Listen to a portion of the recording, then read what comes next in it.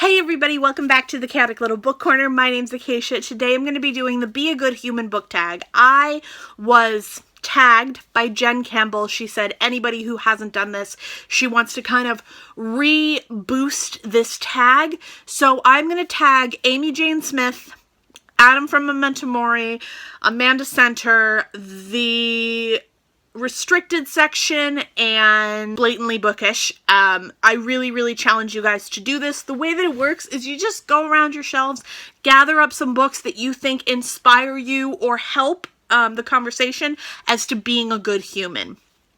So that is what I've done. I'm going to dive in. I've got a little pile of books that I've read that inspire me to be a better human, and then I have two books that I want to read that I think will help me with understandings of others' cultures, experiences, and will also inspire me to be a good human. So let's dive in with the first one. Now, I picked this one because I feel like right now it's very relevant to talk about trauma. And I feel as though there is definitely a lot of trauma that we as a society and world are feeling right now because of the current political establishment here in the US. And that really saddens me. This is Matthew Green's Aftershock, and it's fighting war, surviving trauma, and finding peace. Even though this is based around the trauma that is causing PTSD because of war, I think it's still very relevant to this current world. We are in a battle right now for right and for wrong to be kind of fixed. We are really in a battle right now to save the underdog and to help those who cannot help themselves, or to help those who are not being heard. I really think that there's a lot of trauma that is occurring that is really saddening to me, but we need to accept and to help those who are being traumatized and help them understand that their response to trauma is not a bad thing, and it's also not something that is going to just go away. It may affect their entire life, and as much as that is saddening, I think that it's really valuable to express our love and compassion to those whose lives have been changed by this event. Then we have this is Smoke Gets in Your Eyes, and it's Other Lessons from the Crematorium by Caitlin Doherty. Now, I have seen this go around the booktube community. It was recommended to me by Miss Amanda Center, and she swore to me that I was going to love it, and she was right. I think this, to me, really helped me face my mortality. Now, this is not in any way to talk about how we're all going to die someday, and it's inevitable. This book really, it does address that, but it addresses it in a really beautiful way where you're kind of faced with the fact that, yes, we're all going to die someday, but the fact of the matter is we're all human. And so we're all sharing this shared experience that makes us need to really respect our others who have passed on and moved forward in life and who have gone on to a different place and time. This really addresses the respect that the dead deserve and the respect that we deserve of our own bodies in life. This was a celebration to me about living and being part of a bigger world and a bigger society, and that at the end of the day, we are all a body and an existence that is living within ourselves. And I really appreciated what this book talked about, and I really think it's a valuable book to read and digest. Even though it is a little bit of a scary topic, it's really important. Then we have this inspires me now that I've read it. Of course, this is I Am Malala. Now, this I am talking about partially because of the Muslim ban, yes, but also because Malala is somebody who I really respect. This is a girl who at the age of 16 was fighting terrorism and evildoers and really trying her best to make every day a worthwhile day, where she was trying so hard and succeeding so well in fighting the good fight and helping people get their rights to education and survival and living their day-to-day life. I really respect what Malala is and stands for and who she is and what she's done. And this really gives me hope and helps me strive to be a better person.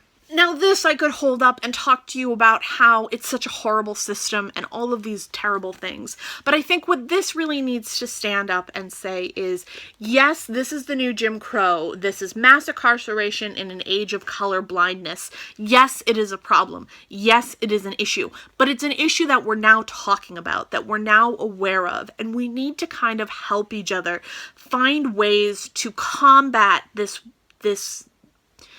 unfairness that is due to the color of a person's skin. There are people that are put into prisons that really don't deserve to be there because of the color of their skin, and that's not okay. But we are talking about it, and we are continuing a conversation that will help raise awareness of this problem, and I think that is a huge issue that we really need to not lose momentum on, and I think that it's something that is really, really important and valid, that every life that is in existence deserves a chance at justice in the way that we promise it here, even though it's hard to find it in certain places and in this time. Next we have this. This one is really, really interesting. This is Fat Man and Little Boy by Mike McGinnis. I will read anything that Mike McGinnis comes out with. This, as much as it is a sort of magical realism-y fun story, it's interesting, it's very strange and quirky, yes, absolutely. But the thing about this that was so outright incredible to me is the discussion of normalizing violence and bombs. This talks about Fat Man and Little Boy, the two bombs that were dropped on Hiroshima and the Japanese culture during World War II by us, the Americans, and what it did to the environment and to the world around it and to the experience of the people in Japan and their lives and their existence. This really talks about how that should not be just something that is normalized and turned into something that is just thrown around as a blatant way of just trying to control power. Bombs should not be used as control mechanisms. They should be used in emergency situations only. This really talks about that, and it uses that conversation to drive two characters, one being Fat Man and one being Little Boy, which are the embodiment and human acting of two bombs and their experience as they walk through different cultures and societies and just bring trouble and struggle and death as they move through the world, and how that is normalized and shown as almost just accepted, and it shouldn't be. And I really, really think that this is a really inspiring, beautiful, and eloquent way of discussing such a dark and scary and really unsettling subject. Bandy the Accusation. This I received from Grove Press. Now, I read this in one sitting. It was phenomenal. It was amazing. It was heart-wrenching. It was stunning. It was scary, and it was breathtaking. This is a book that left me with so many emotions and so many ideas. It is written by a person who is still in North Korea under a dictatorship, and the experience of the people in that world, in a day-to-day world and setting. It is so amazing, and I really, really enjoyed it. It made me really sad and scared and hopeful and happy, and I think that for me this was such a stunning short story collection that it's really, really hard to explain and to put into words, but it's so important and so poignant to this time, and we really need to recognize that this is still happening and these places are still in existence, and that we need to fight the power that is harming and hurting people in societies. Then, of course, we have this. This is Frankenstein by Mary Shelley. Now, yeah, okay, this is a classic. This is basic. This is just one of those things that, you know, we could probably just push to the side. But this really talks about the monster, the other, the human that is being shunned, and the society that is shunning them. Who is actually the monster in this scenario? Is it the monster themselves, or is it the society that is shunning that person that is different? I believe that the monster is the societal environment that is actually shunning the person that is different. I think that there is so much eloquence and beauty within the monster in this book, and so much of This book talks about how society treats those who are different outwardly and inwardly. I really, really, really think this is so important to today and today's environment and today's society, and I think that it is something that we really need to reread and redigest and re-accept into our culture. And then there's this. This is Laura Bates' Girl Up. This is a book that I recommend to everybody who is trying to find feminism, to trying to find their acceptance of their feminist, inner feminist.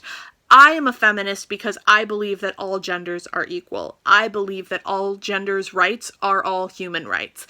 I believe that people should be treated with respect and dignity, and I believe that women should be allowed to walk down the street and be in a safe situation no matter where they're walking. I am a feminist because I have been hurt and because I have been harmed. I am a feminist because I think that it is the right thing to do, and it is also about human rights.